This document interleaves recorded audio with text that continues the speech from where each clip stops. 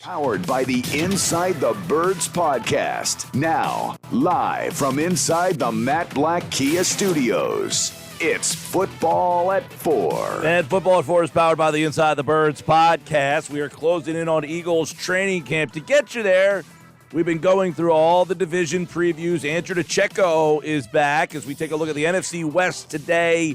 A real good one. Cardinals, Niners, Seahawks, and the world champion Los Angeles Rams. And I tell you, last year we all thought that this might be the best division in all of football. We'll see where it stands now. Their friends in the AFC West might have an argument with that. It's brought to you by American Airlines and the Atlantic City International Airport. ACY now has your one-stop ticket to over 90 domestic and international destinations. Book your next trip today at AA.com. Let's go west, young man, and check out the NFC West as we now proliferate into the NFC West with Andrew DiCecco now. As our previews continue here on the Sports Bash Football at 4. Andrew, what's up, my man? How are you? Good, how are you?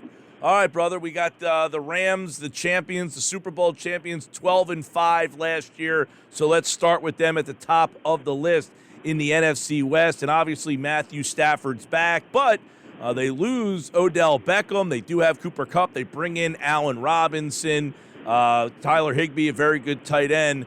Do we think there's going to be any slowing or step back from this Rams offense that we saw from a year ago?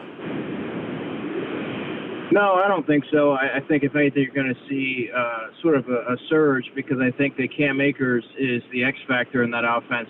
You talk about Cooper Kupp, but he's going to get a lot of attention, a lot more attention now.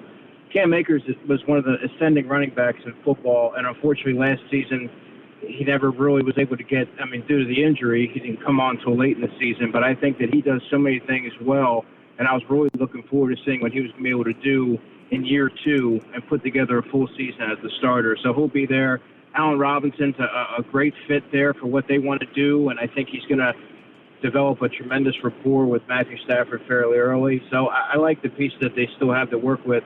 And, of course, Cooper Kupp coming off a prolific season in his own right. So I think they have a lot of options to complement him. You lose a player like OBJ, who obviously hasn't been the same guy that he was in New York, especially in Cleveland. What did he bring to their offense, and what did they lose without him? Well, he brought fluidity, speed, separation ability, the route running. Like, Allen Robinson is that player too, but he's not someone that has that the explosiveness of an Odell Beckham. Obviously, he's more of a big body possession receiver who's going to help out in the red zone, and that's not really what they. He really. I don't know that necessarily complements Cooper Kupp, but I think they really do need like a speed guy like an Odell Beckham and a game changer like Odell Beckham. That's sort of what he provided in terms of his skill set. You look at that defense, they win the Super Bowl. Aaron Donald, we're talking about one of the greats of all time. They brought in Bobby Wagner as well. Jalen Ramsey, outstanding. When you take a look at that defense, where are the weaknesses of that defense? Because those guys are certainly the strengths. Yeah, I think they have some opportunities there at corner with David Long and opposite Jalen Ramsey. I think he's going to be targeted a little bit. Their safety, Nick Scott, the free safety, is, he was a seventh-round pick a few seasons ago. So I think that, listen, you're not going to have all-stars everywhere, but if you're looking for certain areas to exploit, there's going to be a couple in the secondary that I think that are sort of going to offset the standout players that they have in Jordan Ford, I think, and Jalen Ramsey. But linebacker, they're pretty solid. On the defensive line, they're pretty good. Aaron Donald, Ashawn Robinson. Justin Hollins is an interesting player as an outside linebacker from Oregon. He was a Shrine Bowl standout, long player. We'll see what he does with this season with an elevated role. So, there's some players to keep an eye on, but I do think that they have a lot of upside. 12-5, the Rams, Super Bowl champions. Can they get back to the top of the NFC West? Well, these are the three teams coming after them. Arizona's next, 11-6. And what a tumultuous offseason it has been with the quarterback situation in Kyler Murray. He's there. He'll be back, it looks like. Hopkins suspended. They brought in Hollywood Brown. They still have A.J. Green, James Conner at running back. Zach Ertz is there. So what kind of offense are we looking at for Kyler Murray and the Cardinals? Well, it has the potential to be explosive, but we need to see more consistency from Kyler Murray, right? I mean, he needs to be able to take the next step. He's offered glimpses of explosiveness and greatness at times, but he hasn't really been able to put it all together for a full season, and certainly he has a lot to prove in the playoffs. So you can have all the pieces you want, but you have to have the signal caller in which to execute it. And right now, I think that they have a very strong receiving core, and I think Rondale Moore is interesting as a movable piece. I don't know that he's going to be a true slot receiver, but someone that you can get out in space that he's going to cause some damage. A.J. Green's obviously on the back end of his career. It has yet to be seen what he's able to give, but if he's able to even just serve as a red zone option or someone that can help between the hashes and get a couple catches a game and step up in that regard, I think that's going to help immensely. Marquise Brown is someone that's going to take the top off, obviously, and someone that I think is going to really aid Kyler Murray, especially when you're looking for explosive plays down the field. You talk about Rondale Moore being a guy in space, and I think that they have a vertical threat there in Marquise Brown to do so. And, of course, you can't forget Zach Ertz working the middle of the field, being that security blanket, reliable presence for Kyler Murray for a full season now. So I think that the pieces are there so that Kyler Murray really is up against the clock here because there's not really an excuse to be had. He has the weapons, and the offensive line is good enough. They're not great, but it's good enough for him to be able to execute. We'll talk with Andrew DiCecco. Our previews go to the defensive side of the ball for Arizona, NFC West. The Cardinals, J.J. Watt, big name. Isaiah Simmons is out there. Byron Murphy, Budda Baker. This is a defense that I think you take a look at on the surface could be pretty good, but maybe some secondary depth problems out there. What do you look at with the Cardinals defense? The Cardinals defense is a little interesting because obviously you have a prolific pass rusher in J.J. Watt, obviously in the twilight of his career as well, but he still can get after the quarterback. Marcus Golden's a player that's flashed over his career, whether it be with the Cardinals the first time around, the Giants. I thought he was pretty solid for them as well. Zach Allen's a player that they took in the third round, and I believe it was in 2019, and I expected more from him when he came out, but nevertheless, he's there and he's starting.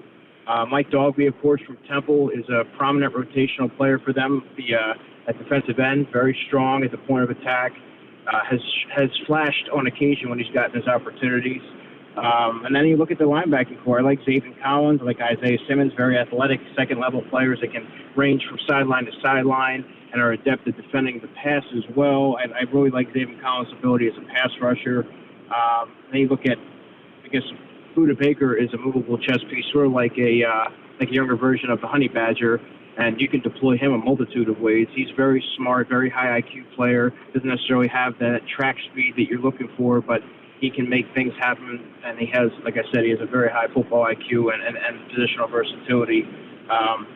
And then you have Marco Wilson, the corner from Florida.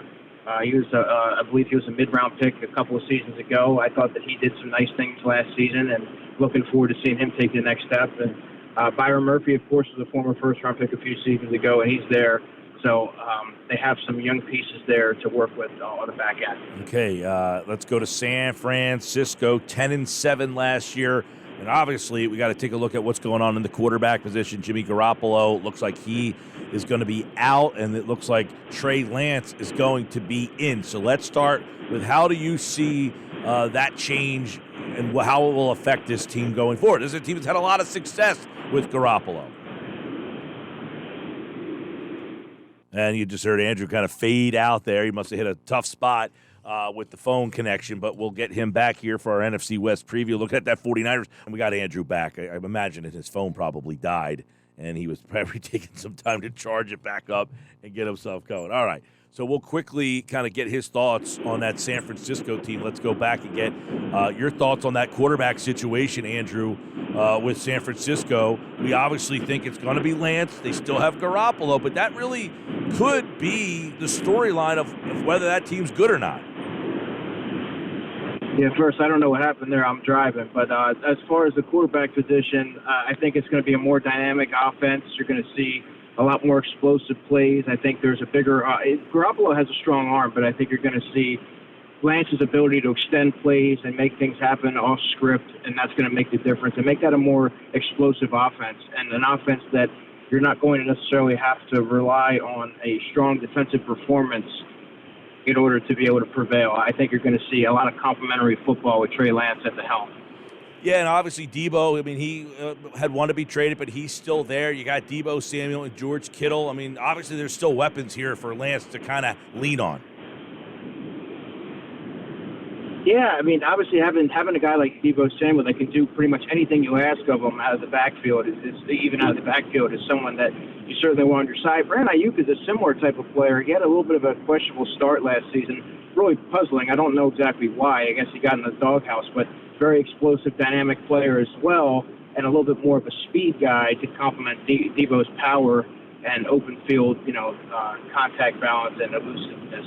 So I think that you're going to have a good complementary set of players at the skills position. And let's not forget George Kittle as well. George Kittle is impossible for one guy to bring down, explosive, strong, and a prolific red zone option as well. So I think that Trey Lance has put, you look at all the young quarterbacks, I think he's arguably put in the best position to succeed given the surrounding talent.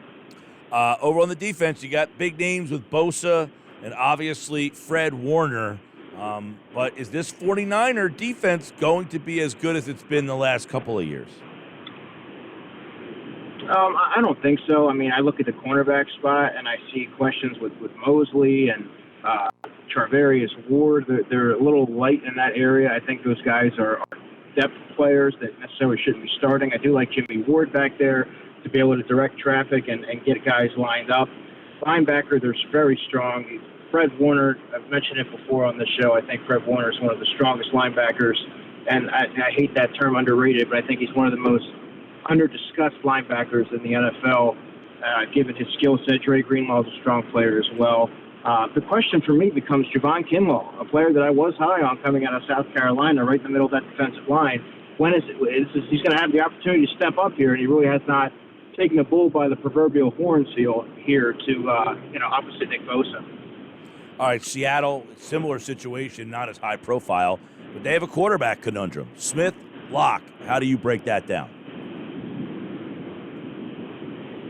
Now that's one of the questions that I never thought I'd have to answer. Geno Smith versus Drew Lock, but I have to think that given the pedigree, I guess if you want to call it that, the first round pedigree of Drew Lock, I have to think he has the inside track of leading that offense. But neither option is particularly enticing if you're a Seahawks fan. I don't know that. I mean, I would expect to see a lot of what you see in the past, a lot of ground and pound, and they're going to have to grind games out like that because they don't have the passer to be able to make things happen on the, from a passing game standpoint, which leads me to question DK Metcalf.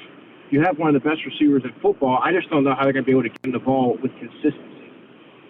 Yeah, I mean, you're right. And by the way, Geno Smith was considered to be the number one overall pick of the draft at one point when he was in college. He ended up falling to the second round, but neither one of those guys have really had much success in the NFL. And you mentioned DK Metcalf, Tyler Lockett's there. I mean, they've always had problems with their offensive line. Have they at least shored that up to maybe take some pressure off these two quarterbacks? Yeah, I mean, listen, Gabe Jackson's a mauler on the inside at guard. Austin Blythe is a center that I have not been overly impressed with. I believe he was with the Rams before that. Charles Cross, they drafted in the first round this year. So they've made some adjustments and improvements, and they're really going to have to because neither quarterback is going to be able to they're not known for being able to extend the pocket, extend plays, and make things happen with their legs, especially at this juncture in Geno Smith's career. And I don't know that Drew Lock has enough experience. I think he needs to focus on at least playing from the pocket. I think that he has enough to worry about there, rather than running for his life and trying to improvise and make plays down the field. Even though he does have a strong tandem of receivers in Tyler Lockett and DK Metcalf. The question for me becomes how long until DK Metcalf starts to become annoyed with this quarterback situation. We start hearing things coming out of the locker room. That's something to keep an eye on. So 2 quarterback battles in the NFC West, and then the Seattle defense. The Legion of Boom is no longer. They are long gone. What is the Seattle defense now? Is this a team that was used to be priding itself on defense? Where does their defense sit today? Yeah, it's definitely shades of what it used to be. I think I like the players they have there at the weak side. Jordan Brooks, the linebacker from Texas Tech, who they took in the first round a few seasons ago. Very fast, fluid. It's pretty much what the NFL is looking for and asking of their second-level defenders. And what's his name? Cody Barton is there at linebacker as well. So they've invested in the position as they have. And Puna Ford is there as well in the middle as that big-bodied on that defensive line. And let's not forget Darrell Taylor, the second-round pick out of Tennessee, who has good pass rush pedigree, and I think that he can help aid that offense in that area. And then you look at the secondary. Jamal Adams, when they invested in him, I think that they had a higher opinion of Jamal Adams than many may have, knowing that seeing now that he sort of has a limited skill set. But I do like Quandre Diggs. We talked about Buda Baker. I think Quandre Diggs offers a similar type of skill set as being that versatile Swiss Army knife on the back end. And, the old friend Sidney Jones, who we know all too well, is there as well at the cornerback spot. And I like Justin Coleman as a nickel corner. I thought that he's really shown in that area when he's had his opportunities. Definitely not on the outside when he's gotten exposed there a little bit, but I think when he was with the Lions, I believe he was pretty strong in that area. All right, there you go. Some looks at the NFC West. Rams, Cardinals, Niners, Seahawks. Andrew DiCecco, how do you see it finishing in 2022? The Rams, Niners, Cardinals, Seahawks. Rams, Niners, Cardinals, Seahawks. So a flip in the middle, San Francisco. So you're buying Lance, right? You're buying Lance. He'll be all right? Yeah, I think so. I think he's going to be a shot in the arm for that offense. All right, there you go. Niners, Cardinals, Seahawks. Andrew DiCecco breaking down the NFC West. And we've been going through our previews every Thursday here on the Sports Bash during football at 4. All right, Andrew, appreciate it, bud. You got it. All right, he'll be back next week as we go to the NFC South.